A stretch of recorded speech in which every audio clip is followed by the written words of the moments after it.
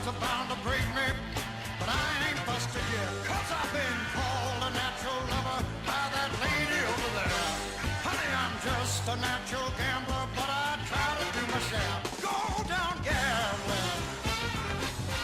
Say it when you're running. Hey guys, Navonod on No Limit Hold'em, taking a little brief break from the Overpowered Poker series. I'm going to get into some gameplay. Now I'm playing microstakes because I want to see some really big leaks and then show you guys how to exploit these leaks. So this game, this is a game I just played, and I got the exact kind of leak that I'm seeing that, well, you'll see what I'm saying. Before that, I wanted to give a shout out to Marlon, Mr. Santana, from Brazil. He just gave me the idea to do the next video in the Overpowered Poker series as a quiz, and I thought that was a really good idea. I think that's, I want to do 2 more videos to wrap the series up. Now we just saw really mergy. Did you see that last hand? If not, we rewind it. Hell, I can do that. Let's take a look at that last hand. But yeah, we're taking a break to do this, and then we're going to do a quiz, which is a really good idea. And a shout out to Marlon. He just gave me a donation. He just sent to my PayPal account. I've worked with Marlon in the past, and he's been crushing. He showed me some live winnings that was pretty substantial, and $3,000 a day yesterday, and a $2,000 week the week before, or something like that. But he's crushing. That's I think I confirmed that he's made, what was it, 6K in those two results, which I think was the last 2 weeks playing online. And then yeah, he had a serious couple of tournament things. One of them was live. I don't remember how much that was, but we're talking about thousands anyway, so he's doing really well. And he wanted to thank me and had a bunch of nice things to say about how and I was, it'll sound like a joke, maybe not, maybe you have been watching my stuff and maybe you actually feel the same way, but he said that he watches the Doug Polk stuff, he watches the set, well, I guess I shouldn't be calling people out, but he watches some other guys and says that basically he's been working on his game a long time, looking at concepts for a long time, and that I was able to kind of help him put it together in a way that he hadn't been able to do. And I guess, at the risk of sounding a little braggy, he's not the first person to say that he liked my videos and teaching style better than some of the big name guys. So thanks, Marlon, appreciate it. And the video that comes after this will be the Overpowered Poker series quiz, and that was his idea. So shout out to him. So we raised King 5 suited, obviously. This is standard. You can go for the C-bet here. You'll have some double barrel opportunities. But you can also check back because you're not going to get a lot of good things to happen about the flop. He's not going to fold better, not going to call the first. He's got a range advantage. So we just kind of said, forget it. We're just going to take the check back, see the turn. We pick up a good turn card for us, and then we get to the river not having anything, and so we decide to go for a raise. And he calls with a hand that he probably should not be bet calling a raise with, right? So that was my first little piece of info that this guy is a station, and really a fish, and that he would even, well, yeah, he's very stationary. You can see he's very stationary. So where he gets stubborn, I get stubborn here, and I'm just going to go for the C-bet because it's so good, right? Obviously we have to C-bet this, but, do we? Because if this guy is going to be spazzing, if he's going to bet and raise and call, if he's going to do a bunch of dumb things, do we really need to be bluffing? And he's raising, now he's bet 120 on this turn. And it's what is he doing now? He look at the flop. He raised me with a 5. It's it doesn't seem right? What's your rep here? He's got what? It just doesn't make sense. It doesn't make sense. So I'm going for the call here, thinking I can take him off of his bullshit that doesn't make sense with a raise, and that's what I decided to do. So thinking if he was overplaying some kind of weird pocket pair, basically thinking something I've got outs, and if I bet big enough, how can he call? Because he obviously doesn't have trips, because he wouldn't have fucking raised the flop with fucking bottom pair. didn't make any sense. So we put him to the test and succeeded. Got that one through with the old overbet against a bullshit score. Ace Jack, it's like, yeah, you know, Ace Jack deuce, we've got the queen. He doesn't have much that he can fold that we really want to fold, but we don't have much better to do with our queen high. So we decided to go for the bet, and he magically falls in love with the 9, and I'm starting to think this guy's full of it just in general. So he's probably overvaluing his hands. He's proving to be merging. And so how do you punish somebody for being merging? And by merging, he's like overvaluing. He's betting too thin. He's mixing his ranges. He's not polarizing. He's not either value betting or bluffing. He's just betting because I have the best hand type logic, or I probably have the best hand, or I want to see where I'm at in this hand. He's doing bad things, and we can do bad things to him for doing bad things. Now, he's putting quite a bit of money into this pot for the hand that he has, which is 8-6. So this is it, right? Like, he's going goofy. He's clearly not constructing his ranges right. And when you run into a player who's not constructing their ranges right, if they're just kind of betting willy-nilly, I think that's what the kids are saying these days, willy-nilly.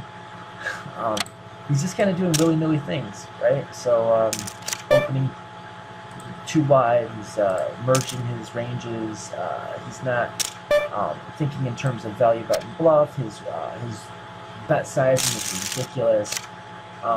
So we're just going to polarize all over his face, and we're going to just like see if we can induce a bunch of spazzy, ridiculous things post-flop.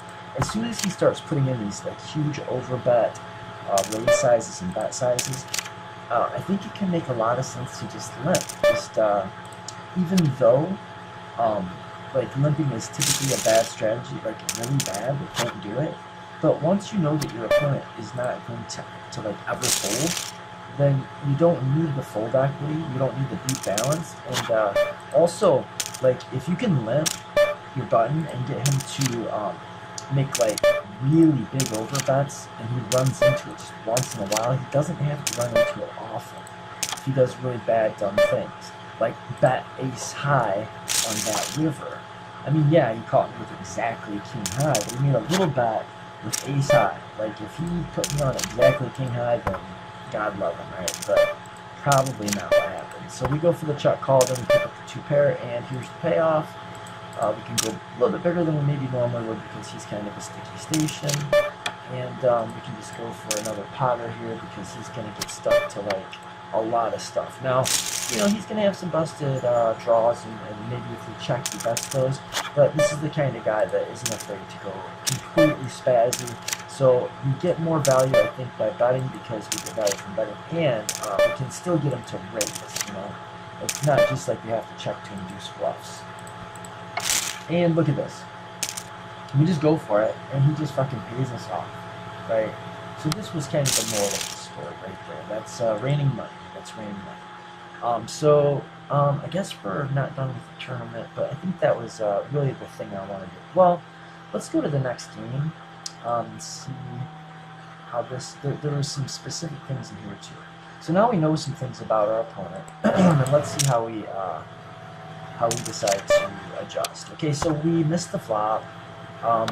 He's not gonna fold, and we don't want to face a raise, and we're happy to just get our ace high to showdown, and he's not making his ranges correct, so we can just check our top, we have the nut no pair, and we can just check it and hope to get it to showdown because he's not betting his weak parts of his range and betting the strong parts of his range. He's again just doing bad things, and so maybe he just lets us get to showdown and we don't have to waste our ace high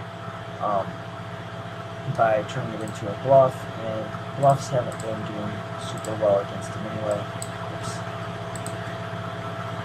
It's like I already know what happens in these numbers. Is this...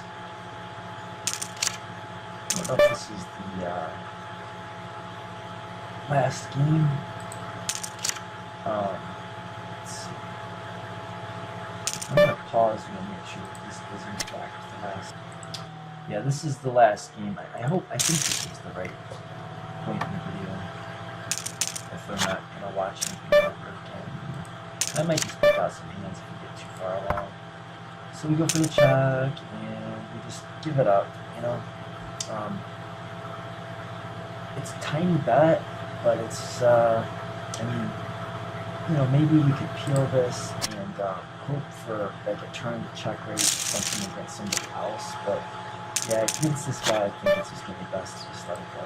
And we could have raised that because he is a calling station, and we don't have to limp everything. But I was thinking, like, I do want to have my biggest hands as limps, so maybe I'll just limp everything. You know? So he's spazzing out, and we do just have a top pair that turned into a second pair that turned into a third pair. Some of the draws came in, so we lay this down. It pains us, but we don't have to win every pot. We just have to win the last one. And if a guy's going to pile in just tons of money randomly for no reason, like this, like eventually, look, with Jack High, eventually he's going to do that, and we're going to have like King X, and we're going to snap it off. So let's just limp it and let him do something stupid, and just play a lot of flops. And we don't have to do anything crazy. We don't have to do anything awesome. We just have to make a good hand every once in a while and punish him, or watch him punish himself. Now this would be the most pristine bluff spot of all time. So yeah, let's, like, we'd hate to actually have it here and bet and get nothing. So yeah, and then plus if he calls us there, it's not the end of the world because then it just sows that seed of doubt. And bluffs are really just supposed to break even. Okay, neither here nor there. I digress. Okay, so let's just go for the raise here. We don't have to slow play against this guy, but we do want to leave him some room to raise us. And now we have a big decision. What do we do? And it's like, do we want to call and let him bluff, or do we want to raise and hope that he calls? And, well, do we have a size that we can raise that makes him feel like he might have some kind of fold equity? I think there is. And I think that was it. Like, he could have piled on us there if he really thought we were full of it. But now he didn't pile it. He just called, and I think we can check or we can jam, and they're both going to be pretty good. But against this range mergey type opponent, I think we may as well just rip it in against him and hope that he does something stupid like call us with one pair. But look how much money he lost with one pair. So I guess like the main point, I know I'm kind of jumping all over the place, but the main point with this video is like, pay attention to what your opponent's doing and don't feel like you have to do anything at all just because, you know, that's what you're supposed to do. There is no supposed to be, right? It's like the way that I look at poker and the way that I try to teach players to look at poker is you want to know more or less what a balanced strategy would look like and what that's all about, and then you want to know so you want to know what a balanced strategy looks like, what one might be, and then you want to like go from there, like look at everything through the lens of game theory, you know, game theory optimal, GTO, Nash equilibriums. Look at this, if I can get him to rip in 600, 30 bigs, just open rip it, you know, just rip it pre-flop against a limp like this, then you just keep limping, You don't have to like think, well, if my opponent's going to keep jamming, then if I have a hand that can't call the jam, then I should fold. It's like, no. We don't want to discourage him from doing stupid things, right? That's like a pretty big deal. Let's not discourage him from doing stupid things. Call that like Navonod theorem if you'd like. But you don't have to do anything at all just because that's what the right thing to do is in general. So I think, let's pause this for a second. Yeah. The point is that you look through the lens of game theory and you think, if we were playing against a great player or an unknown who might be good in a tough player pool, then we'd want to use this balanced strategy until we could kind of feel our opponent out. But then once you figure out what your opponent's leaks are, then you should adjust your ranges and your strategy away from game theory optimal towards an exploitative style that punishes your opponent for doing the things that your opponent does that are not balanced. Like, you can kind of think of it like rock, paper, scissors, where if your opponent is, well, obviously if your opponent's rock, you want to be paper, and if it's paper, you want to be scissors, etc. But what is the rock, what is the paper, and what is the scissors? Well, if you just think of your opponents in three categories, you think that they either call too much, they're too aggressive, if they're too compliant, which is like checking and calling and just doing a lot of passive stationy type things, or they're too maniacal, loose aggressive, or they're too nitty and tight taggy. Well, if that's your rock, your paper, and your scissors, then passive stationy, like calling stations, beat maniacs, and maniacs beat nits, and like those nitty tight taggy players beat calling station. So it's like tag beats station beats maniac beats tag. That's the rock, the paper, and the scissors. So if you can play sort of a balanced GTO type strategy until you get a sense of what your opponent's doing wrong, and then punish your opponent for doing those wrong things, like that's pretty much poker. That's how you win. That's what you do. That's what the game's all about. It's like, what does balance look like? Okay, well, we got that figured out. What is our opponent doing that's not balanced, like jamming Jack 4? And then, like, how do we exploit him? How do we punish him for that particular form of bad? And that's what you need to learn. That's what you need to figure out. That's what you need to find out. That's how poker works. So, yeah, I just wanted to show some stuff, show how you really don't have to use a cookie cutter approach. You don't have to do things that are standard, and you don't have to not do things because they're not standard. What you need to do is figure out what standard is and why it is, what balanced, like Nash equilibrium type, GTO type play might look like, and you need to figure out how to spot leaks and imbalances in your opponent's ranges and strategies, and then what kinds of things you should do to take advantage of each particular weakness, right? Like if your opponent's making too many aggro mistakes, then just call more often and fold less often. If your opponent's super tight and nitty, bluff more often and don't value bet so thinly. And if your opponent is like, what did I say? What did I not say? If he's tight and aggressive, no, we did that. If he's passive, if he's a calling station, if he's he's very compliant, then value bet very thin and don't bluff. And you don't ever have to bluff. Like if your opponent is calling too often, really, if you get to a spot where the indifference equation would be like, let's say we check raise the flop, we bomb the turn, we get to the river, we've got one pot size bet behind. Then in a balanced sense, like the indifference equation would be solved by saying that we would have a polarized betting range, and we would jam pot-sized, giving our opponent 2-to-1.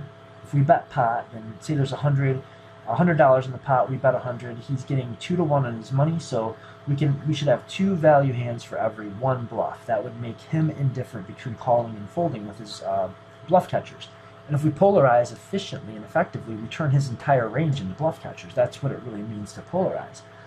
And his his best strategy then would be to call with exactly 50% of his hands, and that means that we will break even on our bluffs, and he will break even on his bluff catches, and that's an equilibrium.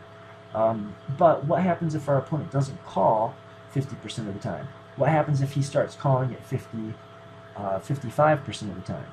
Does that mean we should bluff less often? It means we should bluff never. It means our bluffs are not breaking even, they're losing.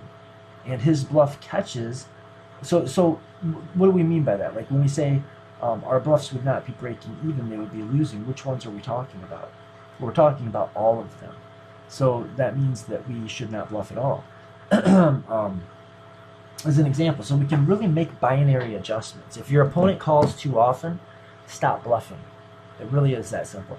And if your opponent calls not often enough, then don't bet thin for value and bluff the shit out of him. If he's super aggressive, then stop raising him, stop betting, let him do that, and stop folding. So, yeah, I just wanted to show some examples and get in here and mix it up a little bit, and just do something that might be a little bit off the beaten path. And there you have it. So if you have questions, leave them. Interested in coaching, I'm kind of booked up, but we can talk about it. And shout out again to Marlon. Thanks for the quiz idea, and the quiz will be coming up soon, guys. Till next time, Navonod on No Limit Hold'em, over and out.